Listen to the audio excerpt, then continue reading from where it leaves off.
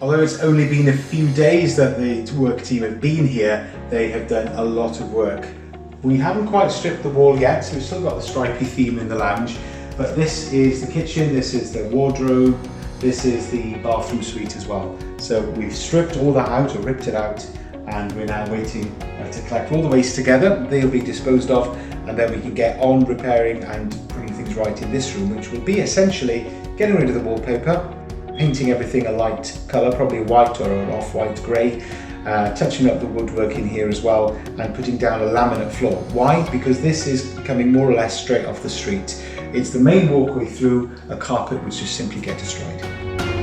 The kitchen is the heart of the home, and it's always a dilemma for property developers, unless you're building an extension, whether you're going to keep the existing kitchen units and just paint them or make them look a bit more appealing, or whether you're going to replace them altogether. And we spoke with the builder, and it was decided that we're probably not going to pay that much more to rip out the old one and replace the kitchen entirely. So that's what we're doing.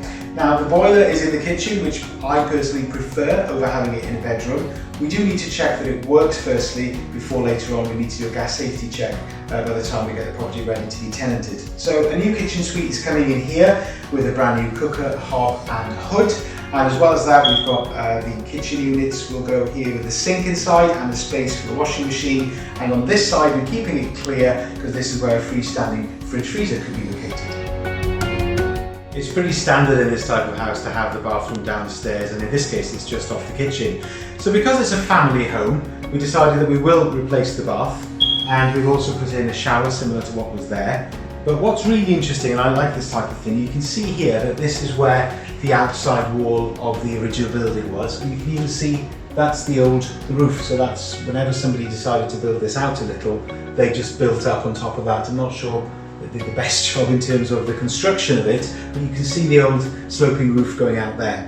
Now, we did look at changing the window, putting in a larger window, but the cost was quite high considering the benefit we'd get from it. So the bath is going to go back here. We're going to have a stand-in bath, an L-shaped one. We'll have the sink behind me here on a pedestal, and we'll get a brand new toilet going in here as well. So yeah, that'll be a lovely family bathroom. The stripy wallpaper, as nice as it was, that's all come off. In here it's fairly simple. Strip the wallpaper, then we're going to paint the walls once everything's we made sure everything's okay. And then just touch up the woodwork as well and put down a grey carpet, and this will be a lovely bedroom. This is a little wardrobe we have in one of the bedrooms, and it's got ample storage. But we decided that we're going to get rid of this little door because you can see at the top here it's not been sawn off properly, so it's a little raggedy. So we're going to change this for a nice stable style farmhouse door. So that's going to be made for us, so we're looking forward to seeing that in place. Snowflake stickers are off in here, and we'll put a new coat of paint on it. But the biggest wall that needs work is this one, the front wall. Because of the leak in the roof, there's a lot of water that's penetrated. It's not too bad in here, but we've taken it back to brick. It's had a few days now to dry out. And once we do get a new roof in place, then we'll let things dry, examine it again. We don't think there's any penetrating water from the outside. So once that's all been done, we're going to put a new plaster on it, and then essentially we'll be able to paint this, and this will be the second bedroom. The main bedroom, you may recall, is the one most affected by the hole in the roof and all the water coming through. So we've done some progress here. The wardrobe that used to be in the corner has been dismantled, and you can see behind me the rubble as well. So we've hacked the wall off here right back to brick. The colour of the brick is quite dark because it's saturated with water. So once we've got a few dry days, we'll be able to put the new roof on. Then the place will be watertight. We'll continue to let these bricks dry out as well, and hopefully they'll turn a lighter shade of grey. And then quite simply, we've had to replace the ceiling here as well. So that's all come down, that's what we've got here.